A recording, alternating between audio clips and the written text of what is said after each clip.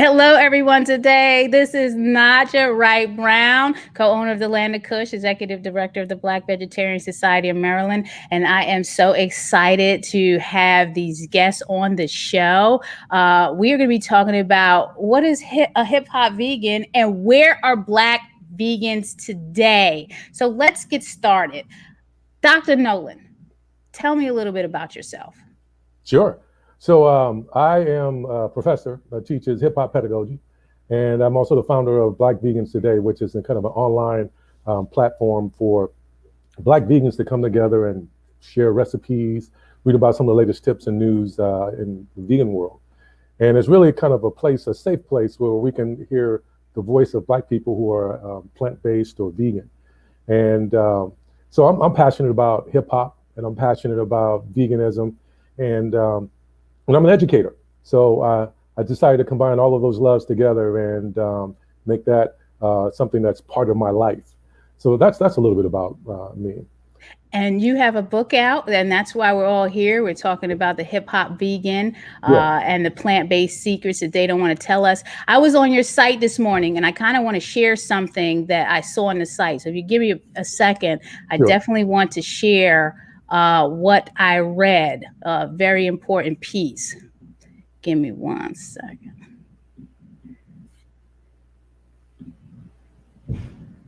There we go.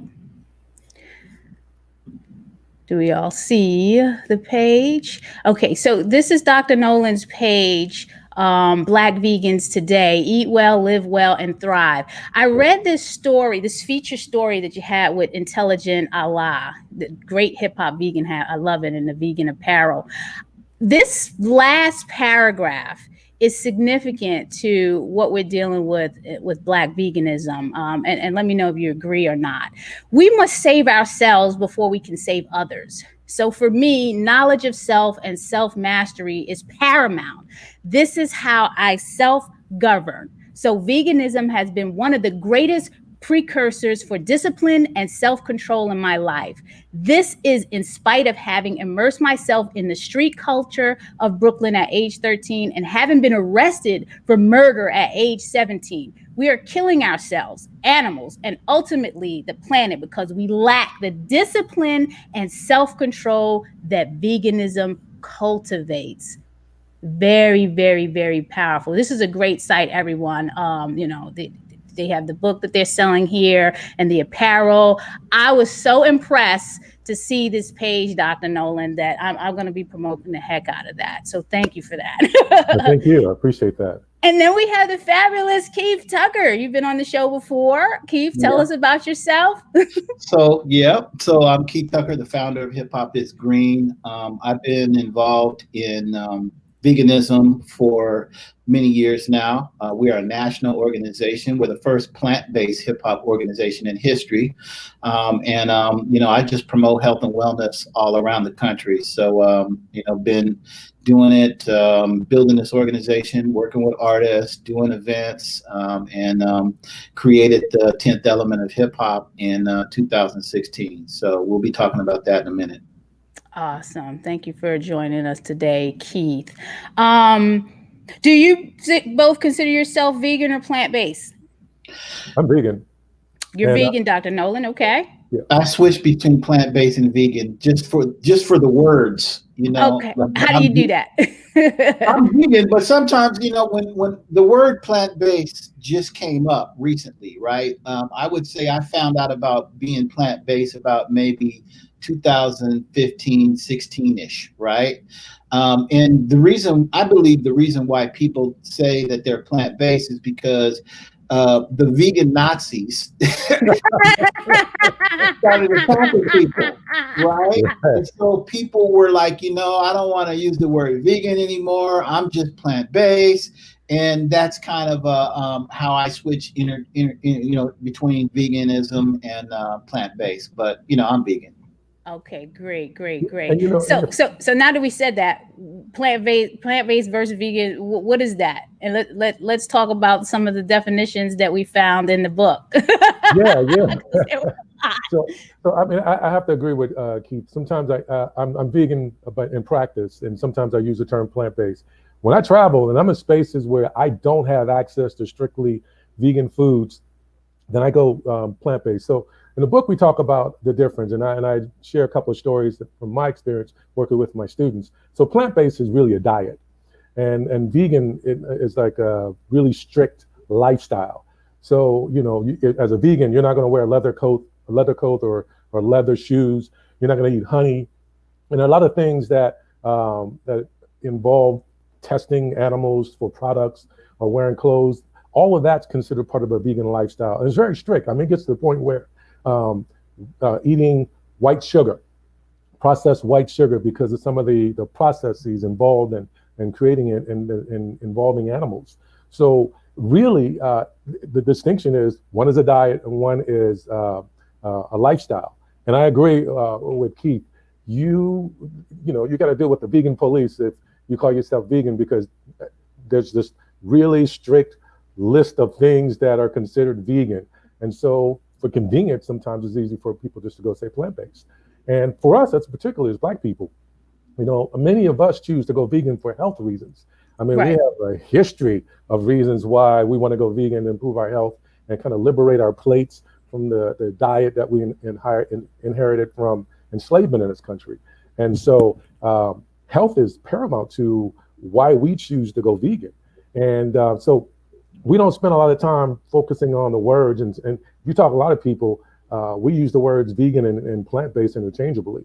Because Yes. if you don't eat meat, you're not eating dairy, then in our minds, you're vegan. But there is a distinction between the two. Well, when we opened the land of Kush, when we opened the land of Kush back in 2011, it was the land of Kush vegetarian cuisine. And there was a couple of reasons for that. One, vegetarian is a recognized term. And again, that word vegan had a lot of negative stigmatism to it. And also from a vegan perspective, pure veganism does exist. There are vegetarianism does exist. There are vegetarians that don't consume dairy and cheese. And you know what I'm saying? Because to this day, I don't know what cheese and dairy has to do with vegetarian. I mean, someone needs to explain that whole thing, because I think that was like some marketing propaganda. Like, what is vegetarian about dairy and eggs? You know what I'm saying? So that's the perspective that we came from when we opened the restaurant. A lot of times people would ask us, like, well, is it vegan? Is vegetarian? It's pure vegetarian. Everything we do in here is vegetables and plant-based. In your book, you broke down the different type of vegans, like from the salt, sugar, salt and sugar vegans to the raw vegans to the Dr. CV. You did a great job in identifying and defining the different lifestyles. And with that, people are still infighting. And I don't understand, because we're still in the minority and we need to be moving towards the big picture, making everyone plant-based or vegan, wherever they decide to go. Keith, do you have anything to add? Yeah, we've been doing this for so many years, going out and talking to people about vegetarianism, veganism, and plant-based and stuff. And so, I just go with plant-based now, just as a term, so that it encompasses everybody we meet, and it doesn't, kind of put one person off and another person off. So I just say plant-based for everybody. But going into the things that we eat, that's the most important thing for African Americans and people of color, is to make sure that we watch what we eat. We have a lot of situations going on that people have seen with gun violence that's happening with the police and all of these terrible things that are happening. But on the other side of the coin, more people are dying because of what they're eating than a bullet. Exactly. And, and we see it all the time, and we need to start emphasizing the things that we eat in our communities and how we eat. Food has become a weapon. Food is weaponized in our community, just like drugs was a weapon in our community in the 80s, right? In the early 90s. Now food has become that weapon that they use to, control African Americans' health. And so, the same thing with drugs is the same thing with food. We choose to do drugs, right? And then we choose to eat that bad food that's going to kill us. Some people may not know that this food is killing them, though, and so we have to, go out there and educate people. And the best way to educate people, to me, is serve them some good food, like the food that landed Kush. Yeah, because if you know better, you're going to do better. Yeah. Let's talk about, hip hop. What does hip hop have to do? First of all, what is hip hop? What is the definition of hip hop? Let me take that one. And the reason why I say that is because I was a student and still am a student of KRS-One. Right. And if people don't know who KRS-One is, he is one of the legends and pioneers of hip hop. He helped start this culture. And I had the wonderful opportunity of meeting KRS-One almost 20 years ago. And I became a good friend of him. I was a student of him. And, he taught me about the culture of hip hop. Right. So hip hop is a culture. So when we talk about a definition of hip hop, we're talking about, the culture that we have created, and it encompasses, the culture encompasses 10 elements in the culture. So, hip hop is not rap. Rap is part of the culture of hip hop. So when we talk about hip hop, we are part of hip hop culture. So we are hip hop. So that's what we say when we talk about hip hop. We're talking about the culture, the things that we pass on to the next generation, the music that we eat, the food that we eat, the way we dress, the way we talk. All of these things are a part of the culture of hip hop. So it's a global culture, almost 50 years old right now. And so that's the best definition I can give you, that hip hop is a culture. It is not rap music. Rap music is just a part of hip hop culture. Thank you for clarifying that, Keith. What are the elements? Mm-hmm. So we got the hip hop, and then there are elements to hip hop, which I'm going to share. Yeah, and Dr. Nolan put them in the book too, and I'm glad that he did.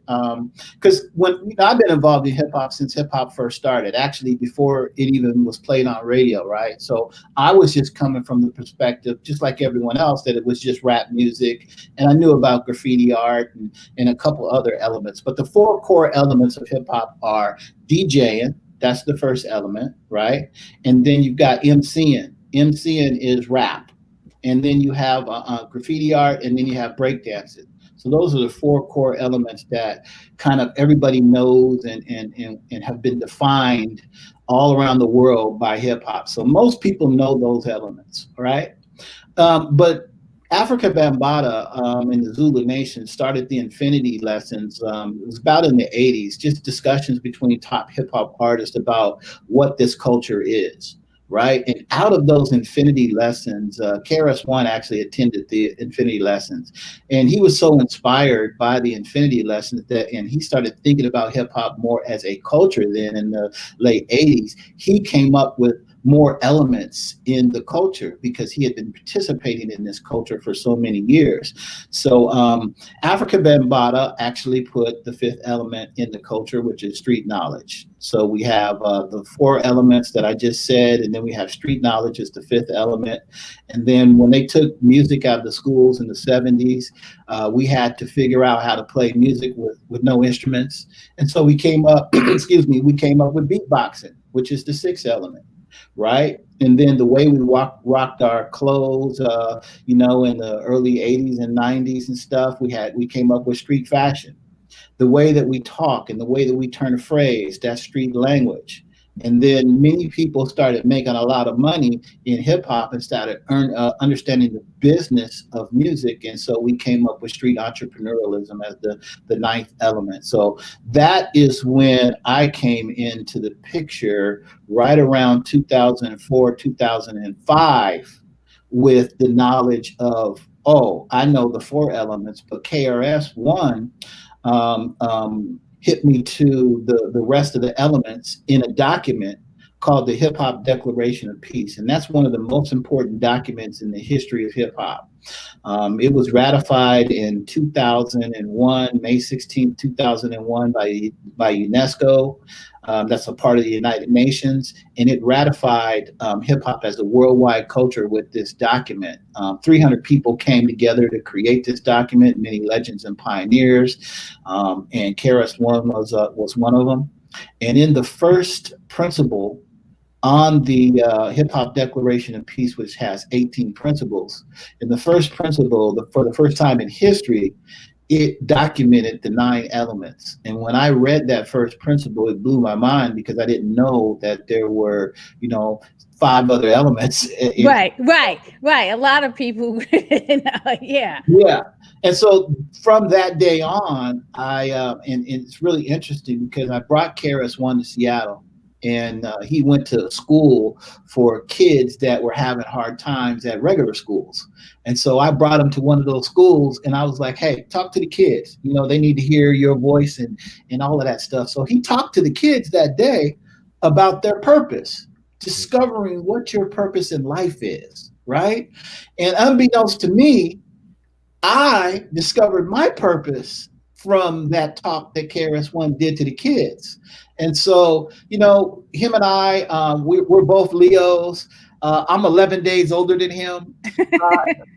A shout out to KRS-One. He just had his birthday a couple of days ago. So, but anyway, we became friends. And he became, he's always a teacher. He's always teaching and stuff like that. And, I showed him some things on history that I know. And we were conversing for many years. I toured with him around the country, all of these things, right?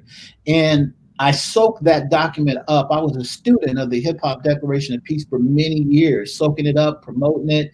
I had a radio show, Naijha, here, the Keith Tucker Show for many years. Right. I did a radio show all about the Hip Hop Declaration of Peace and specifically those 9 elements. I had guests that came in to talk about the 9 elements. Professor Griff came on, Stick came on, this many legends and pioneers, Big Daddy Kane. The first ever female MC, Sha Rock, came on my show to talk about what she did. You know what I'm saying? So it was an amazing show. It was called Hip Hop Beyond Rap. You can Google it, the Keith Tucker Show. But through all of that stuff, and I'm sorry I'm taking so long, but through all of that stuff, I saw that hip hop was missing something. We were missing something at that point. And so I wrote a letter to the pioneers and legends of hip hop saying, hey, I would like to create a new element in hip hop. I think that new element needs to be health and wellness. I talked to KRS-One. He's the first person I talked to. He gave me his support. I talked to Chuck D and many other people, and specifically in New York, I talked to Easy A.D. of the Cold Crush Brothers. If people don't know the Cold Crush Brothers, Google it. They're one of the legends and pioneers and creators of hip hop. So he was like, hey, why don't you bring it to New York?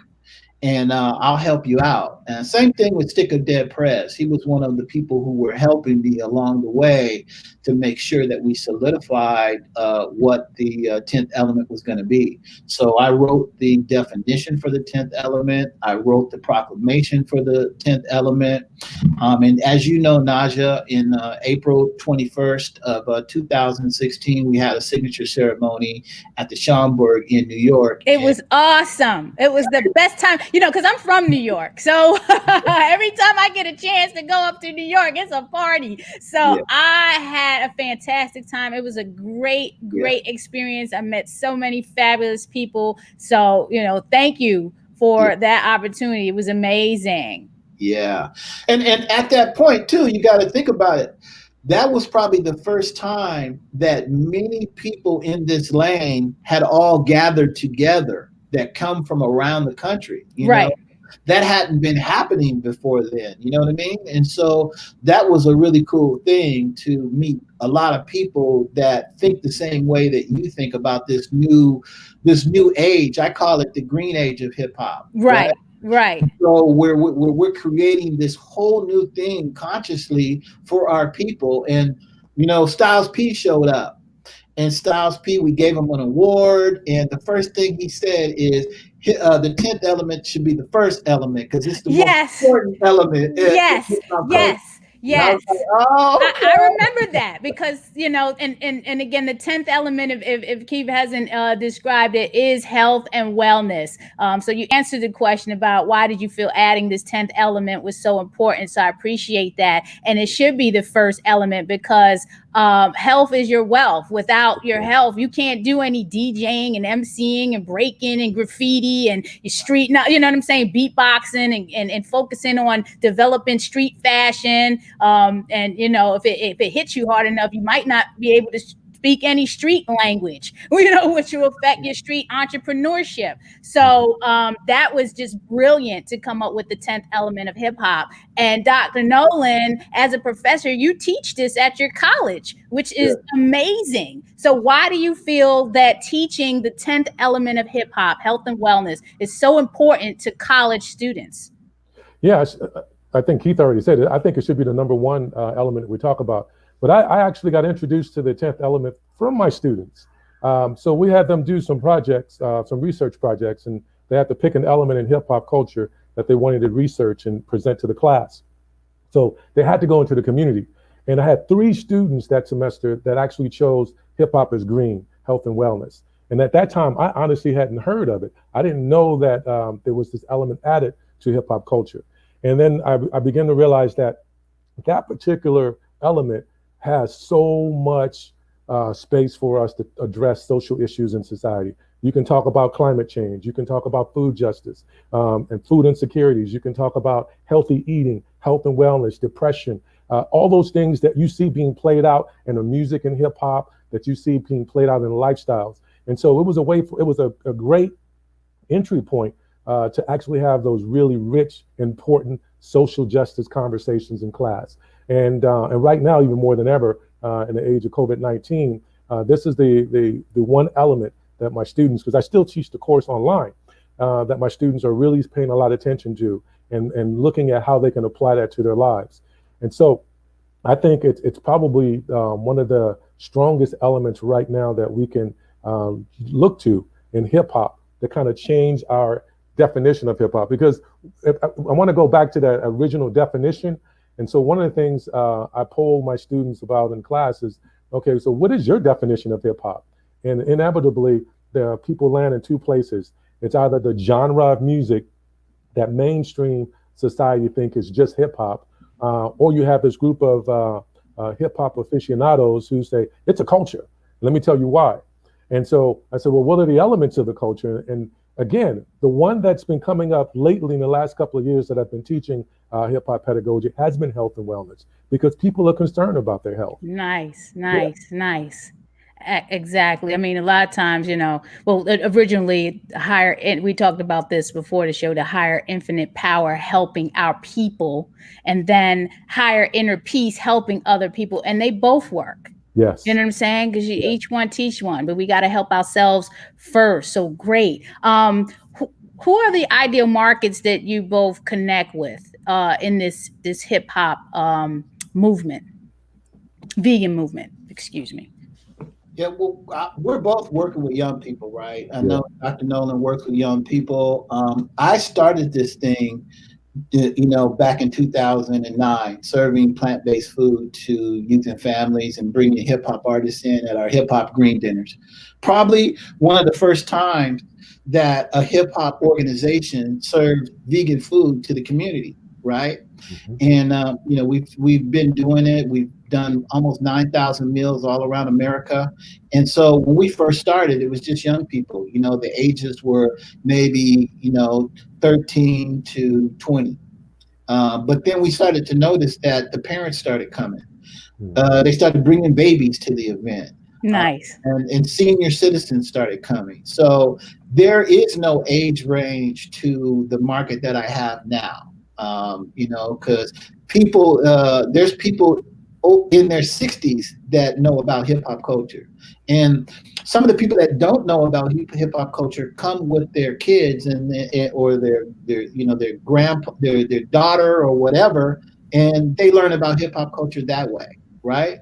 So So that's really what it is. It's unlimited, and there's no age, there's no race, there's no gender, there's no religion, there's no anything. It's just people, Yeah, right? because hip hop is global. I Right. went to a film festival in New York that was centered all around the hip hop culture on a global perspective. So forget the, where it stemmed from, the Mecca hip hop. I mean, they had the Asian hip hop, they had the Indian hip hop. They featured all these films from around the world, and it was amazing to see the cultures and how it was bringing people together in their language and how it was spread through their music. It was just amazing to see. So it definitely is a culture. Yeah, and I would say that, like Keith said, I have students from all walks of life that embrace hip hop, and it's kind of hard to pin down a one demographic that's interested. My class is always full with students from all over the Bay Area, and it's every ethnic background you can imagine, and there's excitement around it. So I say it's a global demographic that's interested in the work that we do. Yep, I'm gonna echo that too, because I get requests from people that want to teach the 10th element, that people that heard about it from all around the world. And I'm talking about Africa, Japan, China, Brazil. I've got requests from there's people in Australia that actually made a video for the 10th element of hip hop. If you get, Oh, we gotta find that. I gotta find that video. Awesome. Yeah, and I was like, this is amazing. So, when we started this thing, it wasn't this big movement that it is now, right? I would go around and talk to people and say, hey, I'm doing hip hop, I'm doing health. It's the perfect match between one another. And people were looking at me like, man, you kind of crazy. What are you talking about, man? Hip hop and health? No, hip hop is about drugs, it's about negativity and people cussing all the time. But it wasn't always like that. I mean, there was a period in time when, and I'll speak to the Queen Latifah, especially from a woman's perspective when she came out, because all the derogatory comments made against women in music, and MC Lyte, and of course, respect to Roxanne Shante. There was a conscious period in hip hop where it really wasn't, as negative as it is today.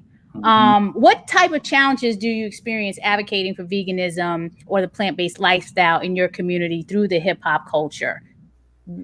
I'm sure you got some challenges. Yeah, there's some challenges, but I would say that hip hop culture made it easier to talk about veganism, because people love hip hop. Hip hop has been the number one genre of music for the second year in a row. And so people who just love hip hop, when I first did my course, Hip Hop Pedagogy, I asked, how many of you came to this course for pedagogy? Yeah. How many of you come for hip hop? For those that don't know, what is the pedagogy? Right. Thank you. So pedagogy is just really the art and science of teaching. It's just good teaching people how to teach. Oh, okay. Yeah, and so, but most people came in because they heard hip hop. Yeah, I'm coming here. I want to listen to some hip hop. I want to watch some videos. I want to have that dialogue, right? And I said, well, we're going to do that too, and we're going to talk about how to use hip hop as a way to engage people in the classroom, how to teach, how to really get people to talk about it. And that's why I think the 10th element is so brilliant, because if you know nothing about hip hop, if you're not engaged in the first 4 elements of hip hop, the 10th element makes it easy for you to enter the conversation, because everybody got to eat. Right. Everybody's concerned about their health. Everybody really wants to look at how do we create a world that's safe for everyone, and how do we? And it's a great place to talk about the health of Black bodies and what's going on in the world. And it's a great way to kind of enter that conversation about, okay, what's happening right now with COVID-19, all those things. So I think that hip hop is green, health and wellness, brilliant, absolutely brilliant. And it feels like it's going full circle. Like you said, Naijha, in the beginning, we talked about things like that. It was a different kind of attitude. It wasn't where we are right now, but hip hop is green is bringing us full circle and giving us more places that people can participate and really create community. And again, most popular element right now in my classes is the hip hop is green 10th element. And I always have students sending me videos. They say, hey, did you see this video? This brother doing forestry on hip hop. And then another person said, you see this video? There's this brother that's actually talking about hip hop is green and through organic gardening. I mean, so folks are really, really tapping into the power of the 10th element, because that's really, I think, where the consciousness is right now. And people are really starting to elevate the vibrational consciousness around who we are holistically as people and what it's going to take for us to go to the next phase in our lives, given all of the circumstances that we're dealing with right now. Amazing. How can we get more support in the vegan community around the 10th element of hip hop? And this is a question that my husband Greg had, because he is a advocate, like, you know, he's like big into hip hop. He's KRS-One's #1 fan. The beef song, you know, caused him to go vegan. But how do we get this conversation around outside of the vegan community? You know, because you don't hear certain people really talking about it. Like, you know, is KRS-One talking about it, or other rappers talking about it? I know in your book you do a great job of listing, Dr. Nolan, all of the hip hop celebrities that are promoting, whether it's someone came out with a fashion line, whether they vegan or not, or someone is putting money into a vegan company. You did a great job of outlining those people, and, you know, the artists that are vegan and promoting veganism, or, you know, some conscious level of hip hop through their music. But we have folks like, let's take Dr. Dre. We talked about it, from Yo MTV Raps, if anybody remembers that. I think he lost his leg from diabetes, right? Yeah. And then there's been deaths of rappers. Mm-hmm. What do we need to do to get more support or push this agenda even further? Well, I think what you just did is one way to do it, to kind of really talk about the impact of not taking care of ourselves and sharing examples as a way to get people to talk about, well, how do we improve our health? One of the things I've been doing in my life, I actually hosted a completely vegan barbecue. And I know I know that folks like barbecue. How do you do a vegan barbecue, right? We have some great barbecue ribs down here at the Land of Kush. That's how you do it. Yeah, exactly. Season it up. That's right. And that's good. You got to make it taste good, because folks will come back if it tastes good. And so when we hosted our vegan barbecue, family started asking, well, dang, that's deep. How do you know, I've never been to a vegan barbecue and it tastes good too. So when you get people eating good food, and then you start having a casual conversation, you're not like forcing it on them and telling them, hey, you need to become vegan, and giving them all the reasons why. Let people experience it in a natural environment where they get a chance to break bread with family members and have a good time like they normally do. So veganism or eating plant-based foods don't seem like it's a weird experience. It's just a natural experience. We all are eating, and we're just choosing to eat in a way that's healthier, in my opinion. Go ahead, Keith. I think more people should do what Dr. Nolan Jones did in college. I think there should be courses on the 10th element of hip hop all around the country, so that young people could find their purpose in the 10th element of hip hop. And that's, I think, a really good way of promoting the 10th element. We should have many events where we share food, like Dr. Nolan said, and like we do at our hip hop green dinners, and like we do at your vegan soul events, Naijha. I think that other hip hop artists like Stick a Dead Prez, he promotes the 10th element of hip hop all the time. Same thing with the Easy AD. But we need more mainstream hip hop artists to find out about the 10th element and promote it on their social media.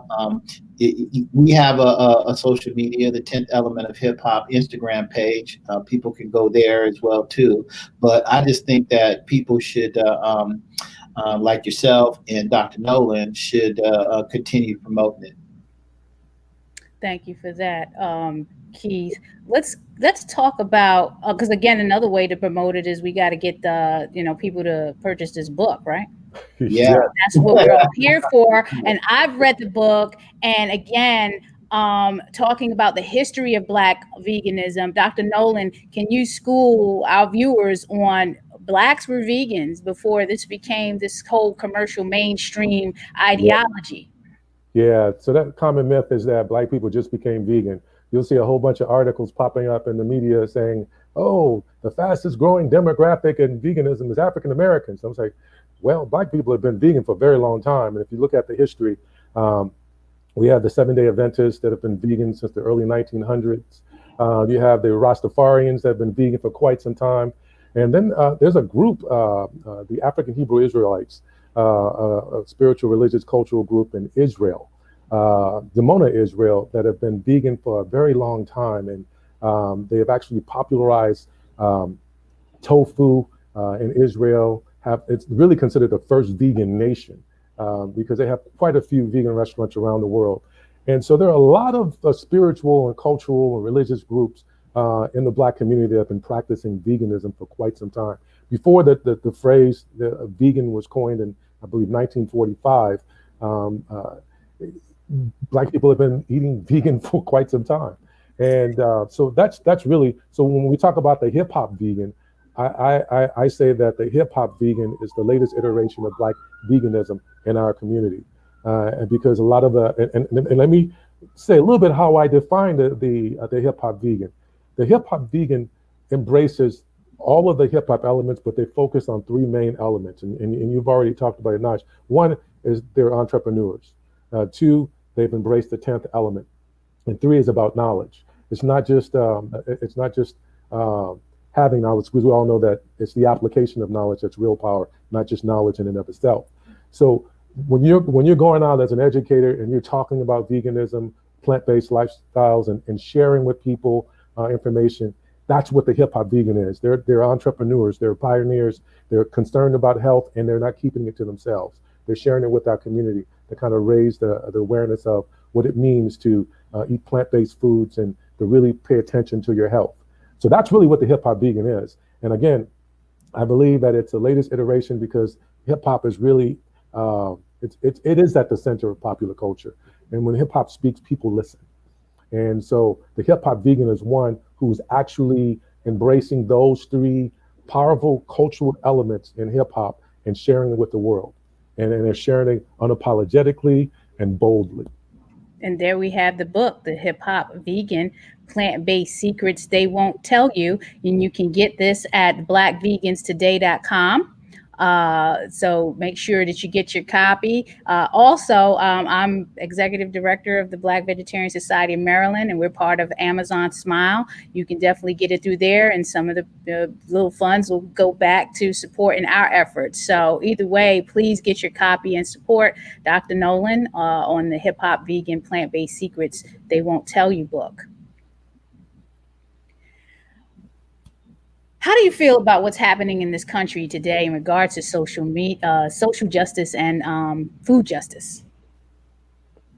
Because there's a lot going on. Yeah, where do we start? So we can talk about the hip hop vegan and eating healthy and eating right, but we know that there's some systemic racial issue, and we're going to just say it like it is. Because if you're throwing dairy down our children's throats because they're low income and they're in schools, and this is the milk that they have to consume, isn't that intentional? And isn't that some type of systemic? Okay, I just want to make sure we agree on that. What are your thoughts about these things happening and what needs to be done about it? Because something needs to be done.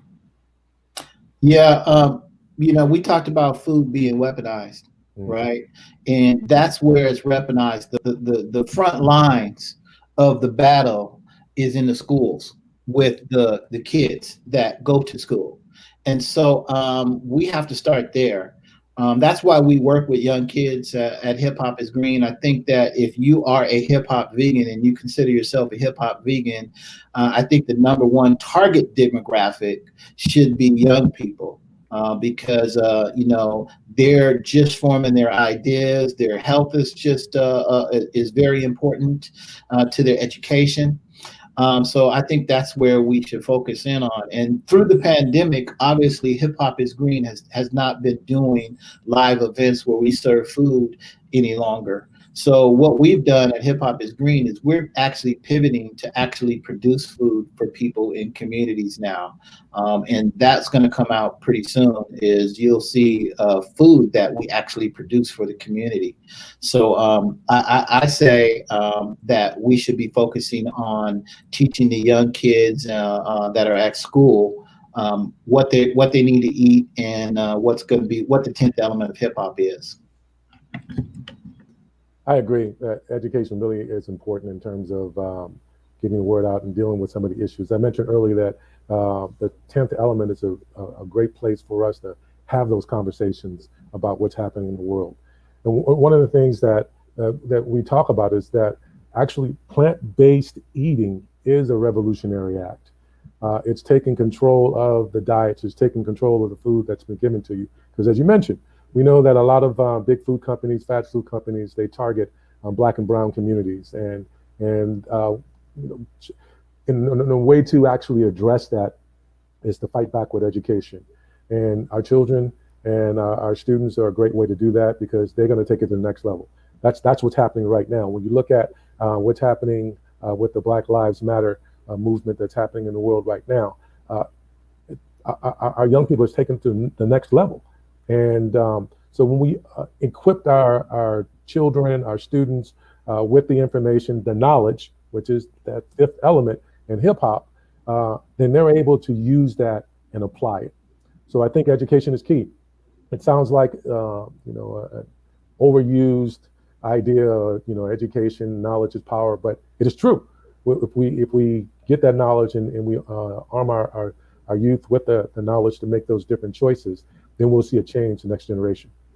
Yeah, yep. I can tell you my daughter drinks, she's a vegan from the womb. So she hasn't had any milk. She hasn't had any meat, none of that type of stuff. And she has no issue with drinking water.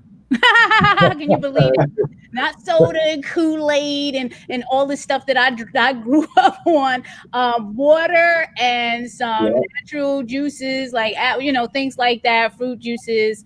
And she's doing fine and she's healthy. So for all of those people that are concerned, and of course you gotta watch what you eat. You don't want to do all these processed foods like Dr. Nolan talked about in his book. Everything in moderation. That's why you gotta get the book in moderation. Because I can do a little process, but I'm more whole food, plant-based, and I love my fruits and vegetables, my grains, nuts, seeds, legumes, and beans. And I can eat that all day with no problem. We talked about the milk. Yes, Dr. Milton.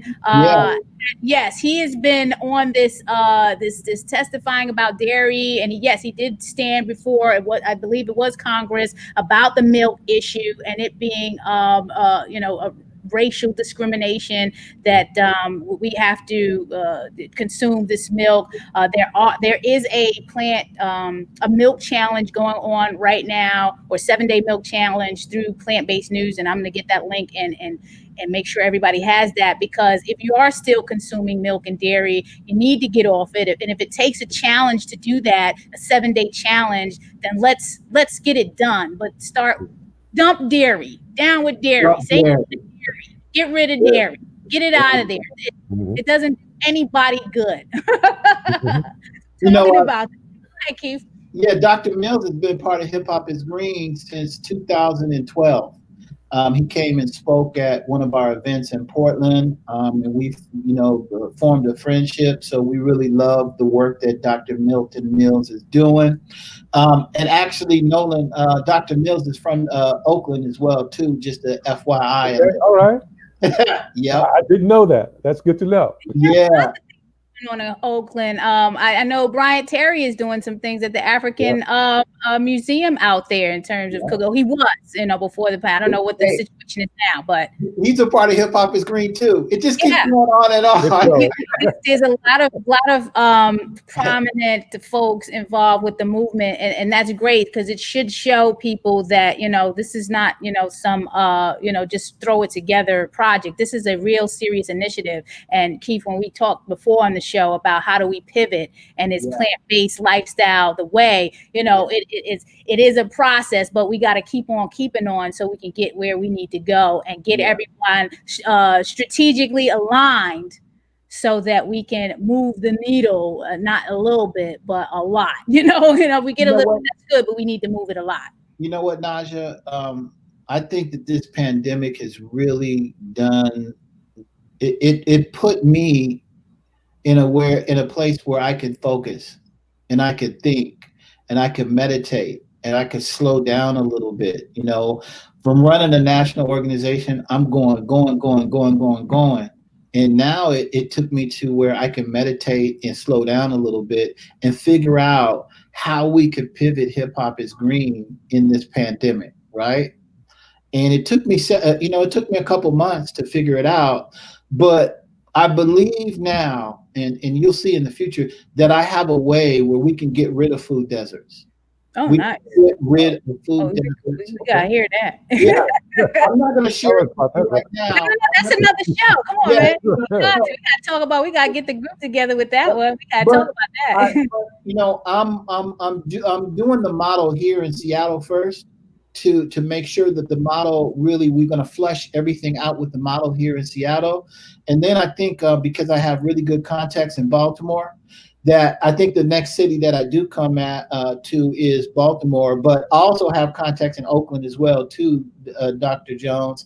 And so, between those two cities, there's several cities on my list, but Seattle, I'll invite you guys to come here when it's safe to check the model out and see exactly, what we're laying down for the future of Hip Hop is Green in our communities to get rid of these food deserts. So I was looking forward to it this year, with the Hip Hop Expo that you were hosting. I was so bummed out about that whole thing.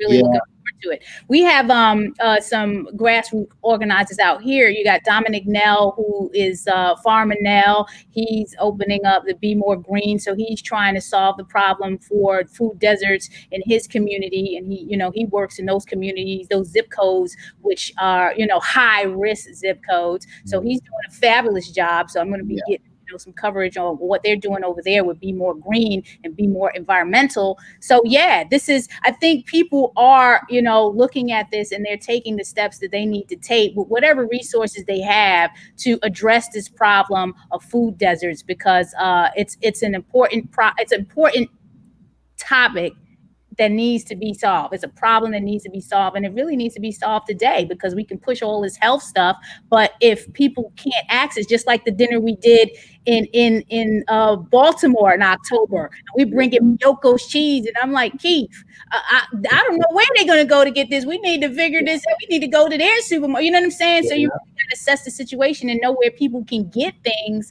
so that they can eat the way they need to eat and contribute to the compassionate eating and lifestyle, so we can reduce this animal cruelty and destruction that's going on with the environment and improve our health. I just want to take this time to just give a shout out to some of the sponsors that have been supporting me and Black Veg Society of Maryland. Make sure you like and subscribe to NaijhaSpeaks.com so you can see replays of this interview and other interviews that I've had. I want to thank Jane Unchained for allowing me to contribute on her platform, and to our sponsors, A Well-Fed World, Veg Fund, Eat the Change, Women Funders, and Animal Rights. These are all folks that have been supporting me and my organization from the beginning, and I definitely appreciate their support. So make sure you're subscribing to NaijhaSpeaks.com, and then go to bbsmd.org. We're talking about fresh foods and vegetables and eating right. You can download a 20 fresh salad recipe booklet. Just opt in and it's free. You go to bbsmd.org. We have a food as webinar coming up next Saturday, presented by the fabulous Antoinette St. Clair of True Self Total Health. It is free. This is her third one, and she's going to talk about detoxing for immunity.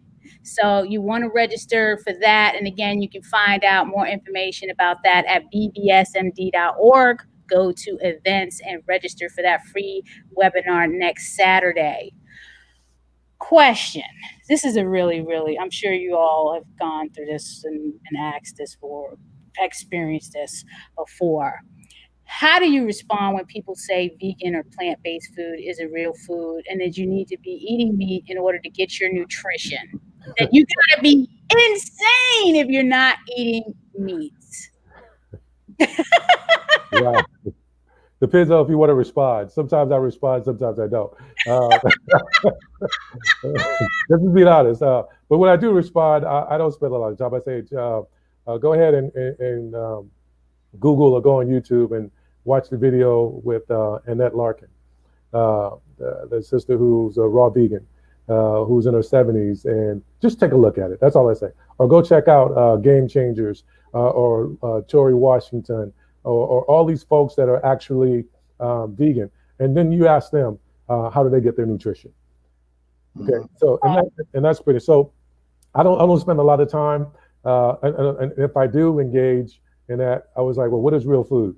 Please tell me what real food is, because I believe that your real food is eating the real food. Exactly, and you talk about that in your book.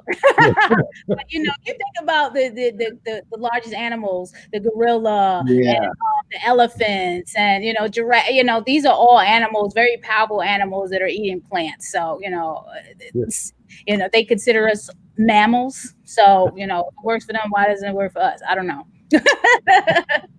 I tell people too, because people come up to me, like be at the gym or something. Some guy comes up to me, man. So where you get your protein at, man? I know vegans, man, they don't really get their protein that much. You got to take like supplements or something. And I'm like, well, think about it, man. Where does a cow get their protein from? Like, what does a cow eat, bro? And he's like, oh, the cow eats grass. Oh.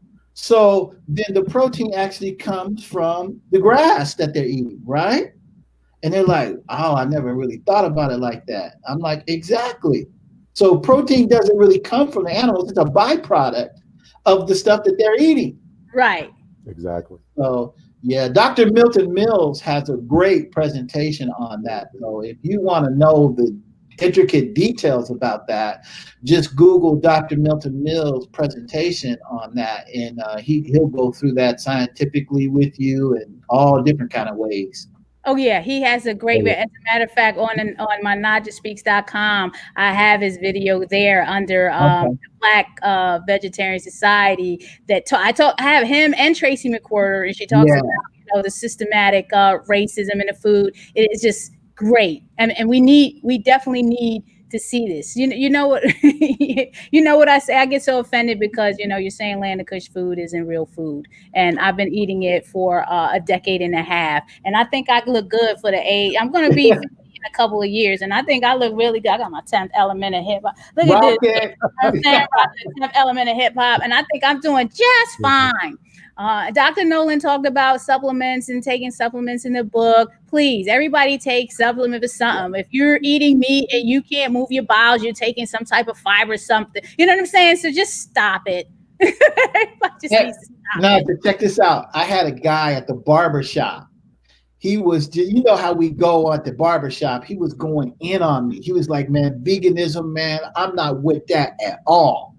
All I do is eat meat. And look at me. I'm healthy. And the dude looked pretty healthy. He looked like, on the outside, he looked real healthy, right? And he was like, man, all I eat is meat for breakfast. I eat meat for lunch. I eat meat for dinner. I don't eat no veggies, man. Nothing. What you got to say about that, Keith? I'm like, well, and I told him, I said, man, it ain't caught up with you yet. It's going to catch up with you. Just watch. And right. I swear, went to the barbershop 3 weeks later. Because I started calling him Big Meat. That was my nickname for him. Big Meat. I was like, where's Big Meat at? I don't see Big Meat around. Where's Big Meat? And everybody in the barbershop was laughing. I'm like, what's going on? He's like, Keith, man, your boy went to the doctor because he was plugged up and he couldn't use the bathroom. You see? And he was plugged up. And I was like, oh, I'm going to get him. Next time I see him, it's, oh, don't you, yeah. So the next time I came, he was there, and he's like, man, Keith, he was right, man. The doctor told me I wasn't eating any vegetables. I got plugged up. It would hurt. My stomach was hurting so much, it felt like I was pregnant. He was like, I had to go. They put me on a whole foods diet, eating plants and all that stuff. I feel like 100% better now. He got what he didn't want, you know what I'm saying? And then I'm sure he's on his way to being fine. Yeah, if you're not moving your bowels, that's a sign of a problem. When I was younger, I had that issue. I didn't even know what was going, because you don't know. Nobody's teaching you about, all of this stuff in your body and, how you got to excrete and things like that. Yeah. But now, es bueno. Yeah. You got to do it. I got this drink too. It's a beet juice drink. I call it looking for the perfect beet. That's Okay. my beet Okay. juice drink. And some of my relatives have come here that don't eat meat, that eat meat a lot, you know what I mean? And they don't eat that many vegetables, and they'll drink my beet juice. And the next thing about, I would say maybe a half hour later, you don't see them. They're in the bathroom. Taking care of their Yeah, business, take care of their business, because those live enzymes get in there and those Yeah. raw enzymes get in there and it starts doing its work in your gut, breaking up that nasty stuff you got up in there. Boom, it's out, so drink your beets. folks. Make sure you're getting your copy of the Hip Hop Vegan at Yeah.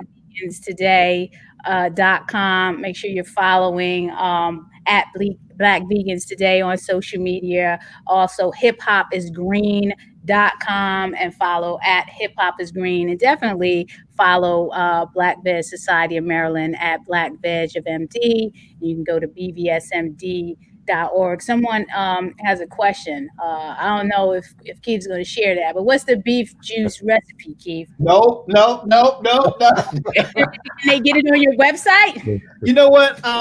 You know what? If you Google looking for the perfect beet juice, I actually put it on the internet many years ago. So it's actually out there on a video. Okay, so looking for the perfect beet juice. So they have to search that on Google, okay? Looking for the perfect beet I'm juice. going to type that in while I ask the next question. Uh-huh. How have you two been navigating the pandemic in relation to projects and initiatives? So, I understand you got to wear your mask and things like that, but I'm talking about in terms of projects that you're working on and things like that. Go ahead, Nolan.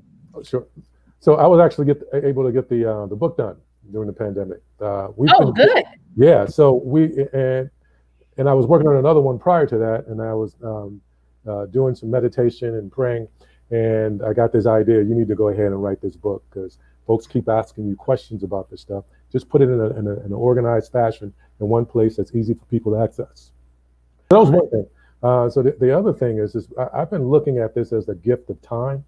And so all the things that I was too busy to do prior to shelter in place, because we're working all the time, running all the time, doing all these different things, like Keith was talking about, I decided to take this opportunity to go ahead and complete as many projects as possible. And, I got into too many projects. That's what. I mean, we don't know how long this is going to last. We don't know what's going to happen later on. So this is the time to go ahead and get it done. And in the process of doing that, not really falling into that trap of shifting from doing a whole lot the way we were doing it before to doing a lot online. We could spend a whole bunch of time on Zoom.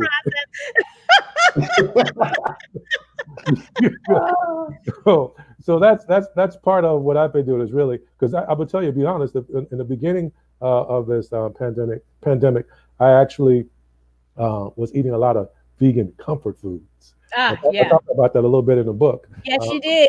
Yeah, but not too much, moderation. That's right.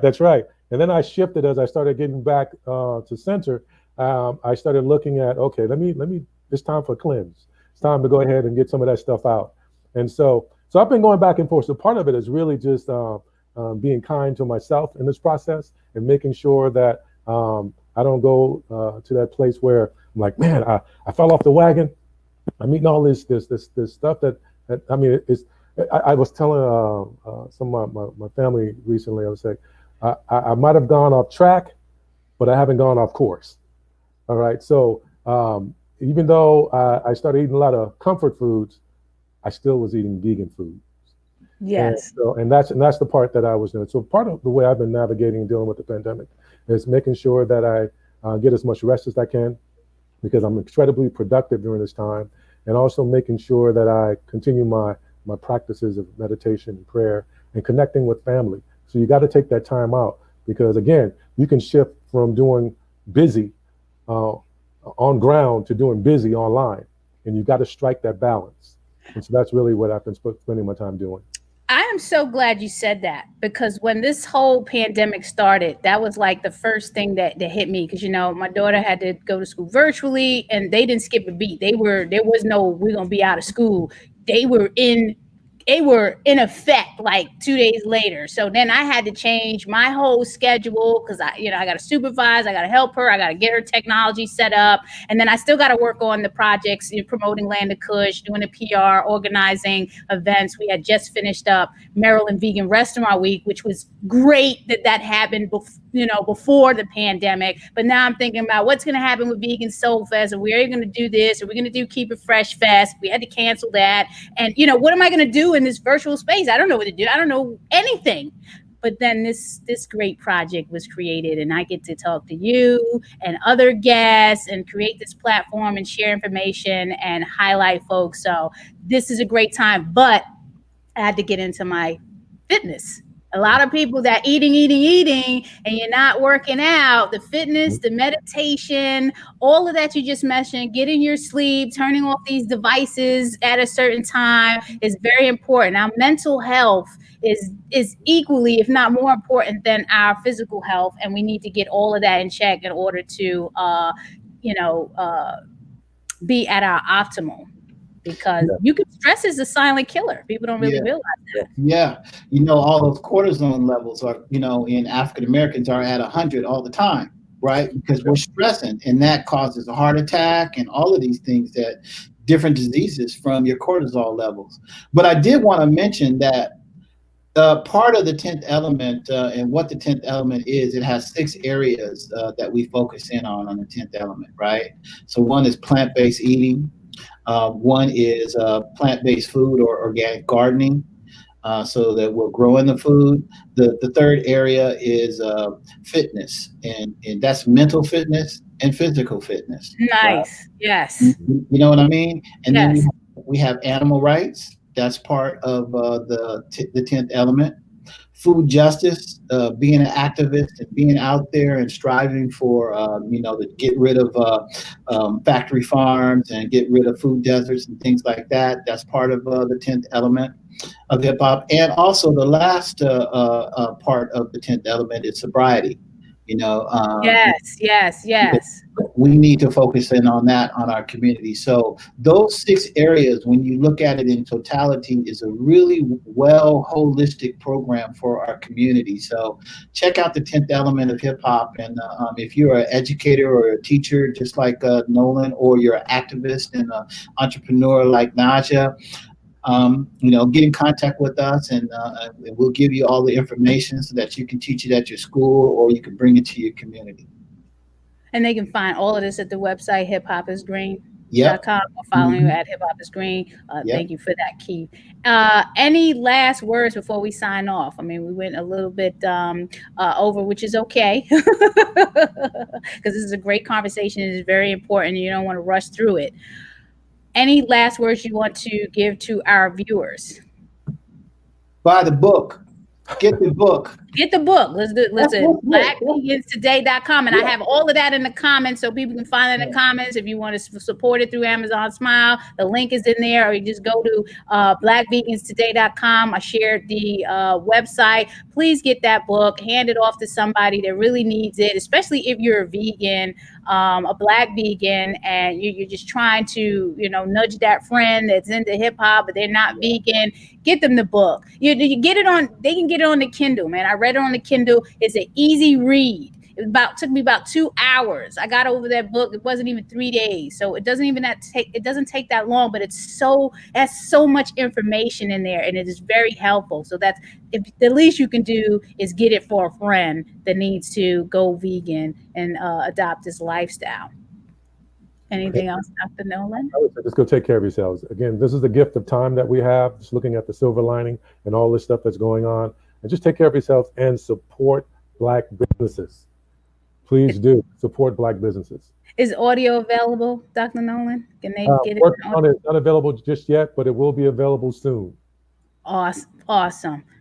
I appreciate that. Well, all I have to say is like and subscribe to NaijhaSpeaks.com, and all the messages that I ever wanted to send to you, any piece of advice, is going to be through the interviews that I've had with all these wonderful guests. So if you can do that, please like and subscribe to NaijhaSpeaks.com, and please visit Be vsmd.org, and get that 20 fresh salad recipe booklet, and just follow us. Just follow us. Educate, so you can educate the people that need to be educated. Because if we know more, if we know more, we'll do better, and we'll live better. I appreciate everyone's support. Enjoy the rest of your day. Mask on, Maryland. Mask on. Keep your mask on, and just stay healthy and well. Thanks again, Dr. Nolan and Keith. Look forward to talking to you again on another major project.